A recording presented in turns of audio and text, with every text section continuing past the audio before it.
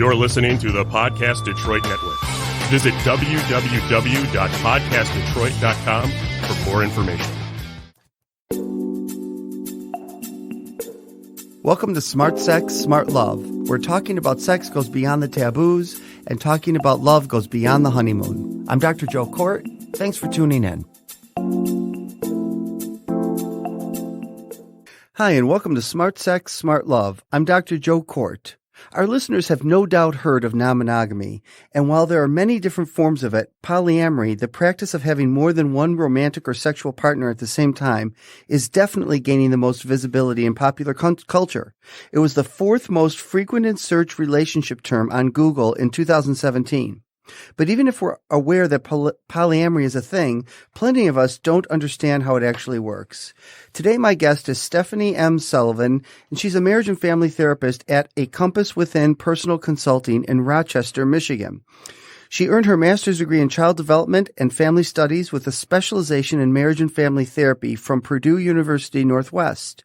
Stephanie is an LGBTQ affirmative, polyamory-affirmative, and kink-friendly therapist who specializes in working with people navigating polyamorous relationships and other forms of consensual non-monogamy.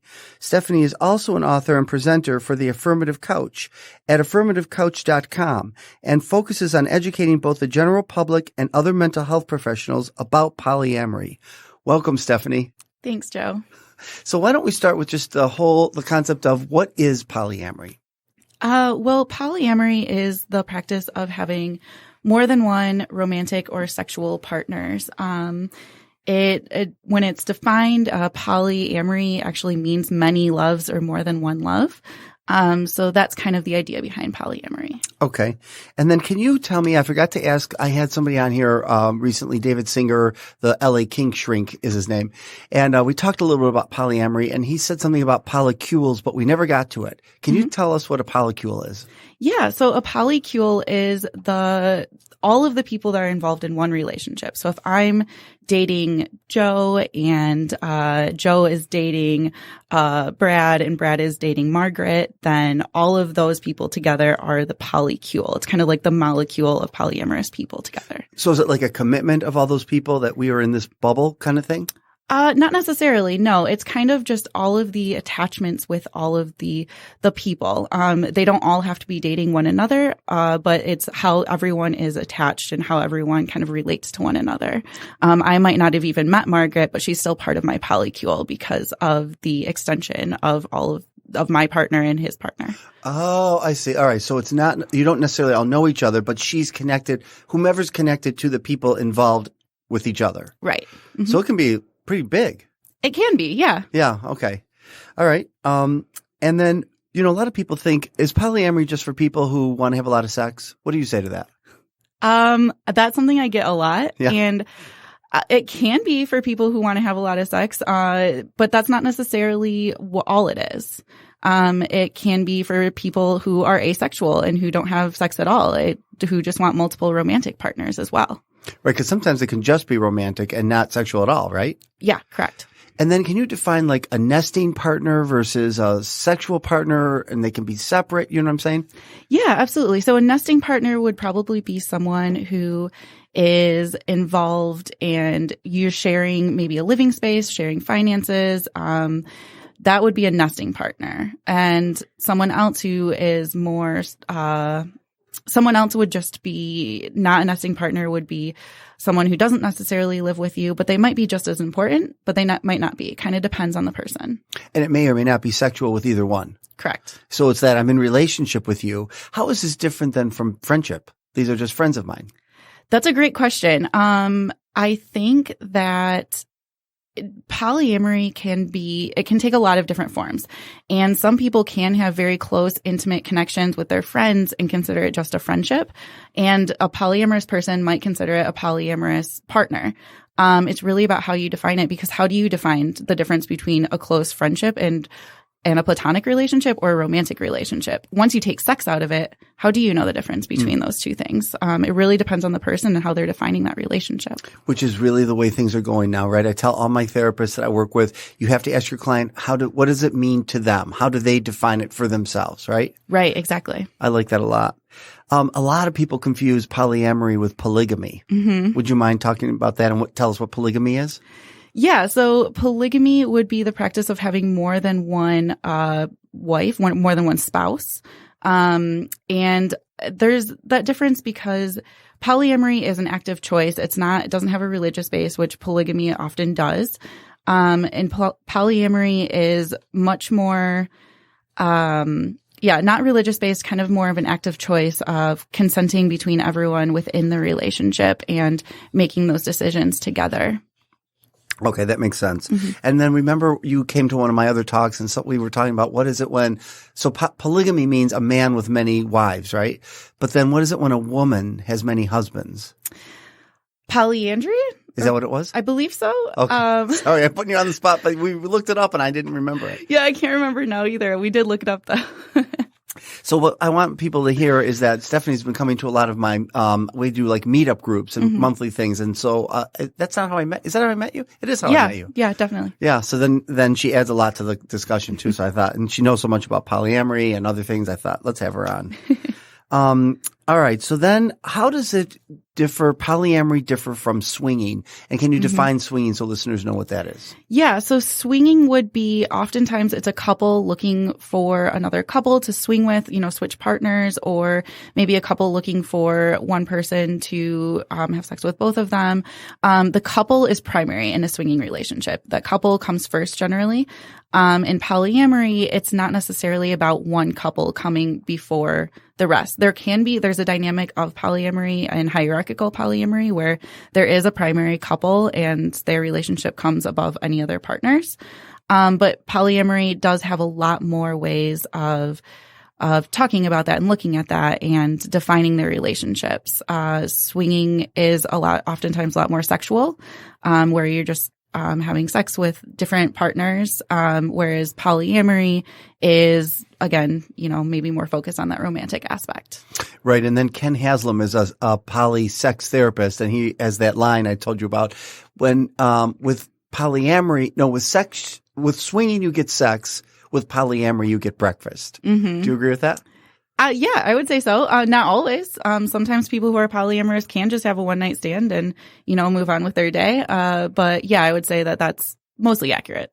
I like what you're saying, that we want to make sure not to make rigid definition, because even people in the swinging community can make relationships with one another, right? And friendships. Definitely. And someone could say, well, isn't that polyamory? But they're going to say, no, it's swinging. We're partner swapping.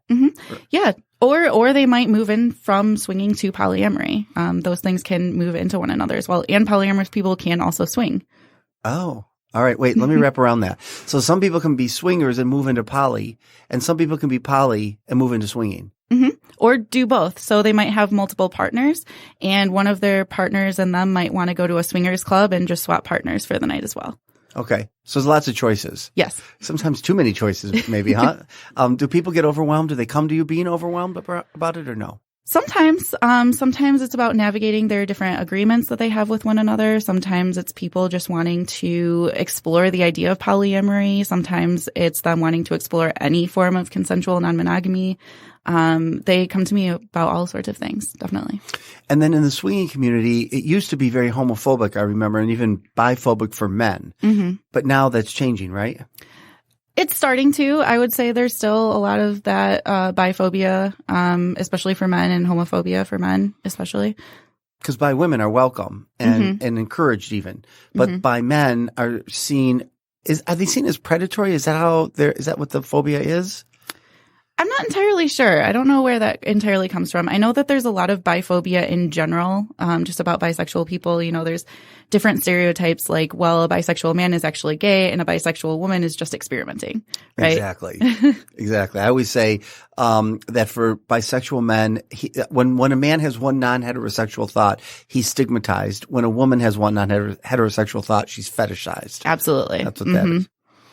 All right. So what would you say to people that say, well, these are people that just want license to cheat?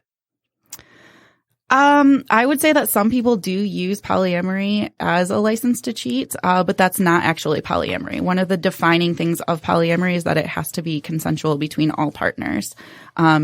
actively, enthusiastically consensual. If it's not, if someone feels that they are being coerced into polyamory, it's not true polyamory. So I think that that's really important to notice and to recognize if you're thinking about exploring polyamory, is to feel like are you being coerced into it? Do you feel like you have to be polyamorous to keep that partner? Or do you really want that for yourself, and to do some of that self-acknowledgement and self-reflection? What would you say are some of the more common issues that people come in around polyamory in your office? Some people want to explore the idea of polyamory. A lot of people come in with questions about how to manage jealousy. A lot of people come in with just how their relationship is changing. Maybe a new partner was added recently, and that always changes the dynamics of a relationship. Whether it's a monogamous couple who has a baby or a polyamorous triad who adds another partner. And then, so the whole idea of jealousy, can you speak to that? Because people always say, well, that's just, one partner's hard enough. And so adding more would just add too much jealousy and I couldn't take it. What do you say to that? I say that jealousy is something that people come to me about a lot. And it's a big reason why people say they couldn't be polyamorous. But it's something that we deal with in our day-to-day lives all the time, and I'm not really sure why it's different from romantic relationships. I had a friend a couple of years ago who got an all expenses paid cruise, 10-day cruise through Europe. Her best friend was getting married in Rome, so everything was paid for by the bride's family, and I was a little jealous, but that didn't take away from me wanting my friend to go on that cruise. I was still happy for her. And so we deal with jealousy all the time in our day-to-day lives. A friend gets promoted, and maybe I really wish I could get promoted. It's something that we constantly have, but for some reason we see it in romantic relationships as something that's we can't deal with, that we just start putting rules on our partners, like, oh, I'm jealous of that friend, so you can no longer hang out with that friend. And I'm not entirely sure why we place those rules. I would have never told my friend that she couldn't go on that cruise. That's a great analogy, actually. I was thinking about something when you said that with jealousy. Oh, that a lot of people in monogamous relationships say, well, it's already like they act like there's no jealousy going on in their relationship, and that there's more jealousy going on in polyamory relationships. And my always answer is, and you can respond to this too, is people in polyamorous anticipate the jealousy and have healthy discussions around the jealousy, where monogamous relationships often don't. Would you agree? Yes, absolutely. I see more monogamous people, in my personal experience, being unable to deal with that jealousy in a healthy way. And polyamorous people do have to do that self-reflection and figure out, what is that jealousy? Where is it coming from? Am I feeling like I have a fear of missing out? Is it my own insecurities coming out? Whereas a lot of people who are monogamous just say, I'm just jealous and you need to help me with this. Right. But polyamorous people are forced to kind of analyze that and figure out where is that jealousy really coming from, and how can I move past that? How can my partner help me move past that? Which I think monogamous relationships should also do. Absolutely. Right? Anticipate it, have these discussions, and it's a constant discussion. It's not like we had it one time and it's over. Right. Absolutely.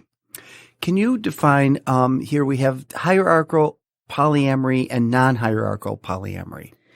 Yeah, so hierarchical polyamory is kind of what I was just mentioned with a primary partnership. That primary partner might be a nesting partner, they may not be, but they see that as the primary, most important relationship in that polycule. So in a non-hierarchical polyamorous relationship, we'll see all their partners as equally as important. A good example is if I'm hierarchical and I get a job offer in California, I'm going to talk to my primary partner about that decision, and then I'm going to tell my other partners how that decision went and what I'm doing. Whereas in a non-hierarchical polyamorous relationship, I might talk to all of my partners about that, figure out how to navigate that. And, am I going to be long distance with some people, or are we going to break up? Or am I not going to take that job? I'll take everyone into consideration maybe if I'm non-hierarchical, whereas I might not if I'm hierarchical. So people really have to know their place in this situation to know where they stand. What do you mean? So like if they know that they're not the primary partner, and really be willing to recognize that if something like that does happen, I'm not going to be the one to be asked. Even I might have some input, but I'm not the primary one. Right. And so I think that's also really important for people to acknowledge what do they want from this relationship. Monogamous people all the time have that relationship talk, and polyamorous people have to have that too. Are we looking for just a friends with benefits situation? Am I going to be okay if you end up suddenly having to move to California? Or is that not really what I'm okay with? What are the age ranges that you end up seeing in your office? Right now, I would say I have anyone from 20 to late 40s, early 50s in polyamorous relationships. So it's not only the millennials and the younger that are doing this. Correct. Right? Mm-hmm. One thing I noticed, I don't know why, and I don't know if it's true all over the country, but in gay male couples, they don't call it polyamory. They either call it open relationships, or if they bring in a third, they call it a throuple. Have you ever heard of that? I have. I'm not a huge fan of the term throuple, but it is common usage. I think it carries a lot more stigma to it. And it's also, I'm not sure if, I don't know if why taking the word couple is so commonly used. I tend to use the word triad or V depending on what the dynamics of that relationship are. But yeah, an open relationship, I would say, is the umbrella term a lot of the times. Okay. Mm-hmm. Did you say triad or V? Yes. What's V? V is where there is one person who's dating two other people, and those two other people are not dating each other. The one person who's dating both of them would be the hinge partner in that situation. And so if you picture a V, each point of the V is one person. So each person is in relationship with the bottom of the V. Yes. Right? Mm-hmm. But not with each other. Yeah, they're not connected with each other. They're metamors. They might be they might know each other, they might be friends, but they're not in a relationship with one another. Okay, I'm probably going to have to listen to this over again so I can understand this better. Because it's a lot to think about for people, right? Yeah, there's a lot of terminology as well. Yeah. Mm-hmm. Now, everybody asks me when I talk about this is, what about the children? And you and I talked about that, and I hope that you would talk about, what about the children? The children are fine. To put it bluntly, one researcher, Elizabeth Sheff, she wrote a great book on polyamorous families with children. And polyamorous people are just like you and me. And there's a lot of stigma about people thinking that it's a kink or that they're having sex in front of the children. And that's just absolutely not true. There's one quote in her book that I absolutely love, and in which the kid was being interviewed. It was a teenager. About their polyamorous relationship, and the teenager said, well, I have a lot more people to ask for money from. That's right. And I think that's great. Polyamorous children end up having just the same outcomes as people in monogamy. Yeah. Have you worked with some of these people that have been children of or have children? I work with people who have children. Yes. Okay. Mm-hmm. Because I've had clients or even therapists coming through my training say that they were raised in a polyamory household, and maybe it was two couples together, and then they didn't get along anymore, so they divorced. Mm-hmm. But then they had custody of both, so they went back and forth, and they didn't lose them as parent figures. They kept them in. There was a relational attachment that continued. Yeah, absolutely. It's kind of like that phrase, "It takes a village," and it's just a different form of a village, right, to raise the children. And I don't know that I have this all fully formed out. Maybe you do. But like a lot of people will say, well, kids are too young and shouldn't have access knowing that their parents are having sex like that and in these different configurations. But I think to myself, now I want to hear your thoughts, but I think, first of all, kids know their parents are having sex. They don't like it. It's a ew factor and they want to get away from it. Mm-hmm. But they know. I always feel like people who get upset about this with poly are monoganormative, right? So that's what their issue is that the kid knows there's something going on that's not monogamous. What do you think? Yeah, I agree. That mononormativity definitely comes in. I think the children don't think about their parents having sex, just like with a monogamous couple. The children don't really consider it. They think, oh, I just have more people around me, more people to pick me up from school, whatever it is, more of a support system. It's not something the kids are necessarily focused on because they're not going to think of their monogamous parents as having sex. So they're not going to think of their polyamorous parents as having sex. Right. No, and they don't want to anyways. Exactly. Mm-hmm. And they ask age-appropriate questions, and you give them age-appropriate answers as you go on. Mm-hmm. Like I remember my sister's kids knew I'm gay and that I had a husband, and they started asking me as they got older, do you have sex? What kind of sex? Mm-hmm. What's going on in there? And I just basically said, none of that's your business. All you have to know is that Mike's your uncle. I love him. We have the same kind of relationship that your mother and father have, Yep, absolutely. Mm-hmm. Well, we had a better relationship than their mother and father had, actually. What else would you want to add to this conversation that I haven't asked so far? I'm not sure. I mean, I think the polyamorous community, a lot of questions that I get as well about the polyamorous community is how people manage time. And I think that time is a little bit different. And people consider the fact that you can't give all of your time to one person. That means that you can't be as committed to that one person. And I'm not sure how people are defining commitment, but I think that that's an important thing just to acknowledge because it's not necessarily about having to give all of your time to one person. It's more about the quality of time that you're getting with that one person. Mm-hmm. And it also takes a lot of the pressure off of an individual to be all of that thing. If I have a partner who loves baseball and I hate baseball, that partner can go with their other partner to that baseball game and I'll just have a bubble bath by myself at home or whatever, Right. So it takes the stress off and gives some more options. Absolutely. Right. Because we can't be everything to our partners. We're taught that we should be and we can be, but it's not true. Exactly. Polyamory offers alternatives to that. Yeah. Mm-hmm. Yeah. So what about a couple where they are monogamous, but now over time they've decided I want to be poly? How should they negotiate that, and how should that discussion go? I would say bringing it up would be the first step, and reading a book. There's lots of good books out there about polyamory. More Than Two, The Ethical Slut, The Smart Girl's Guide to Polyamory is one of my favorites. Oh. Definitely reading a book, kind of getting some information about it. I think a lot of people try to jump into a polyamorous relationship and aren't prepared for it. Starting out as, saying, I'm going to go out for the night. I'm not going out on a date, but I'm not telling you where I'm going and we're not going to be in contact. That's a great way to start because a lot of people try to go out on a date and then their partner is at home having a panic attack.